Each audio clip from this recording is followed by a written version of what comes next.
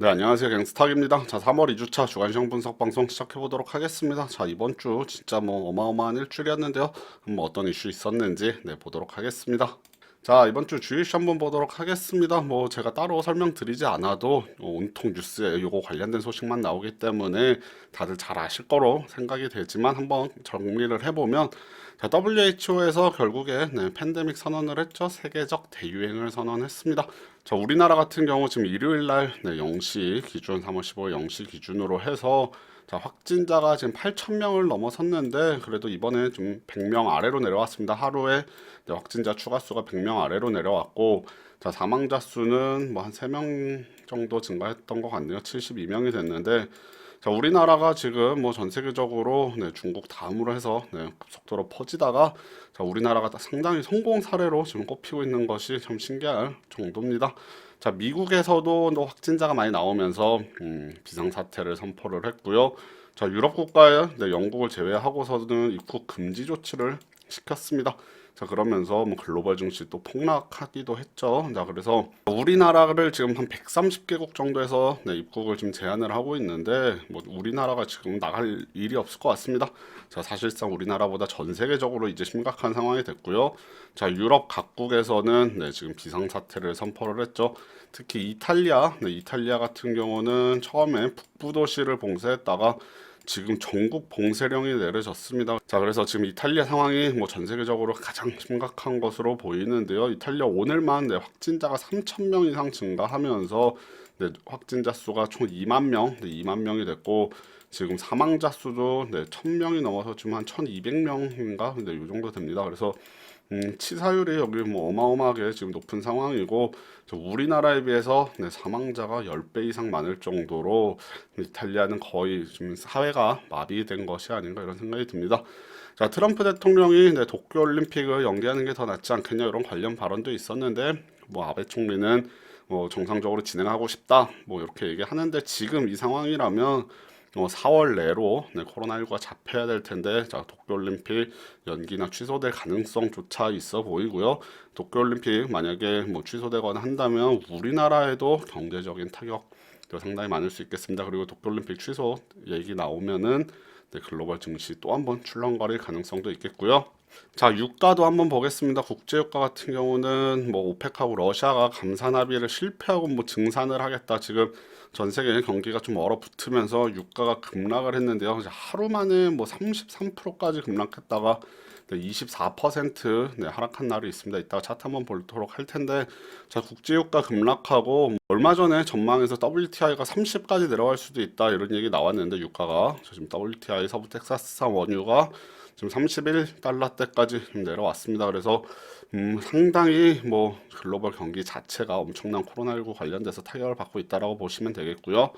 자, 그래서 미국도 뭐 비상사태 선포하면서 뭐 돈을 엄청나게 풀겠다라고 얘기가 나왔는데, 자, 이번 주에 22 통화정책 회의 있었죠. 야, 여기 기준금리 인하를 할지 않을까라고 생각을 했는데, 자, 금리는 일단 동결이죠. 동결을 했고, 자, 그 다음에 자산 매입 프로그램, 자산을 매입 규모를 늘리겠다 요런 양적 완화 조치가 나왔지만, 그럼에도 불구하고 시장의 폭락을 막아내지 못했습니다. 자, 우리나라 기준금리 동결했었는데 정례회의가 지금 4월 달에 있습니다. 금통위가 4월에 있는데 전 세계적으로 지금 여기 확산되면서 글로벌 경기 얼어붙고 있기 때문에, 자, 이제 돌아오는 주에 우리나라도 한국은행 금통위를 임시로 열어서 기준금리를 인하하지 않을까 싶습니다.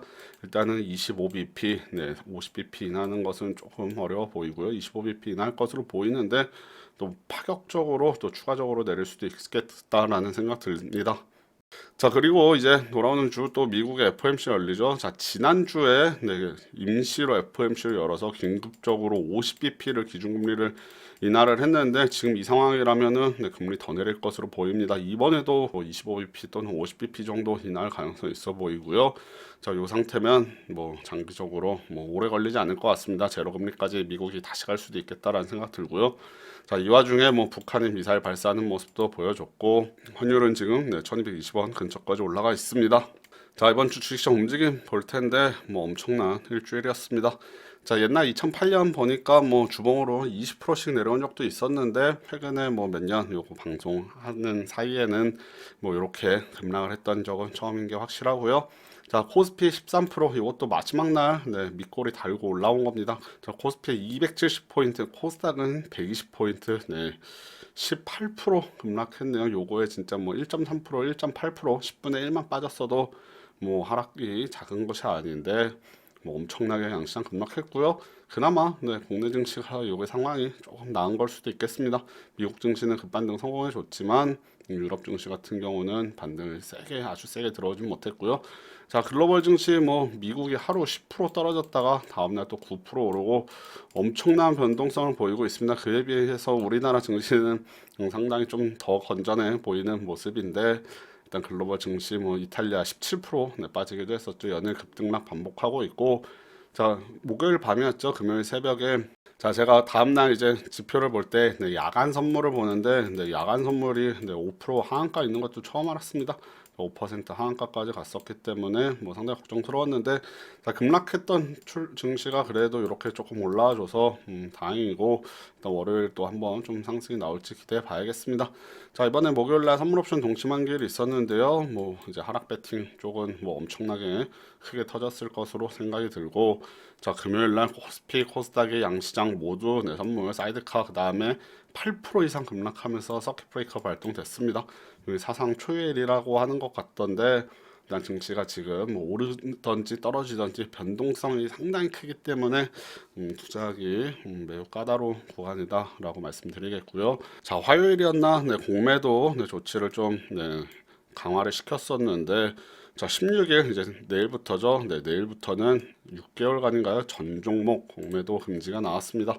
그래서 일단은 뭐 공매도가 없다고 지수가 올라간다고 지금 보장을 할 수가 없습니다. 외국인 자체가 현물을 엄청나게 네, 팔아댔기 때문에 그나마 그래도 공매도 없으면 뭐 조금 더 나아지겠죠. 그래서 주식시장 뭐 이슈까지 살펴봤고요. 자, 차트 한번 좀 보도록 하겠습니다.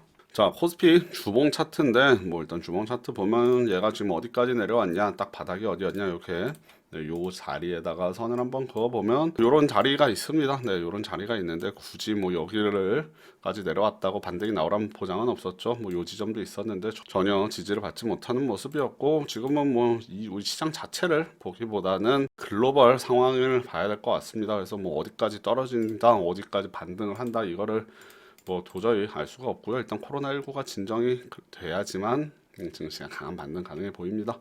자, 일봉으로 보면 뭐 엄청났죠. 일단은 월요일 날 뭐 4% 하락, 그 다음에 요날 좀 반등했다. 그 다음 날 뭐 한 3% 가까이 해서 아 증시 진짜 힘들다 했는데 그 다음 날 네, 5%까지 빠졌다가 네, 4% 안쪽으로 들어와서 마감했는데 이날 6% 급락 출발해서 네, 8%까지 빠졌다가 결국에 다시 쭉 올라왔습니다. 쭉 올라왔는데 제가 장중 방송에도 말씀을 드렸는데 요 지점은 네, 좀 밑꼬리 달린 요 지점까지만 좀 반등을 했습니다.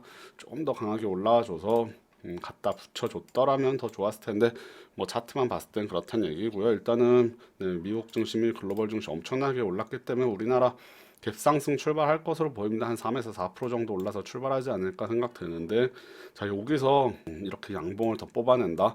이거는 일단은 미국 선물이 어떻게 움직이는지 봐야지 우리나라 월요일 날 또 방향 움직일 것 같고요. 자, 지금 뭐 다들 어려움 많으실 텐데 당분간 변동성이 좀 상당히 크게 나올 것으로 보입니다.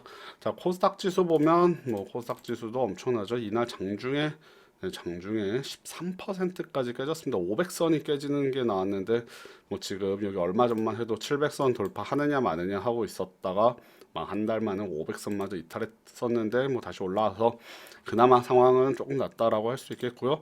자, 해외 쪽으로 한번 보겠습니다. 네, WTI 보면 이번 일주일 엄청 났습니다. 월요일 날 33%까지 급락했다가 24% 하락. 그 다음날 좀 반등해주나 싶었다가 또 강하게 반등해주지는 못하는 모습이었고요. 네, 다우존스 한번 보겠습니다. 다우존스로 보면 뭐 장대 양봉과 장대 음봉이 매일매일 네, 반복이 되고 있습니다.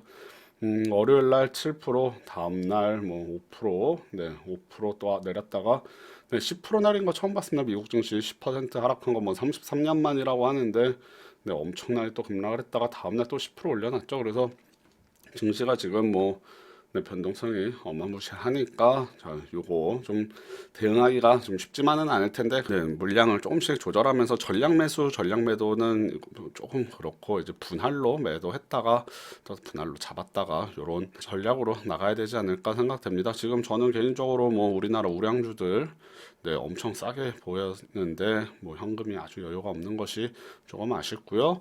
오히려 뭐 지나고 보면 진짜 아무것도 아닐 때가 많습니다. 이런 급락은 뭐 없었지만 네, 지나고 보면은 또 뭐 이렇게 급락 나왔을 때도 지나고 보면은 다시 다 네, 올라오는 경우가 많이 있었습니다.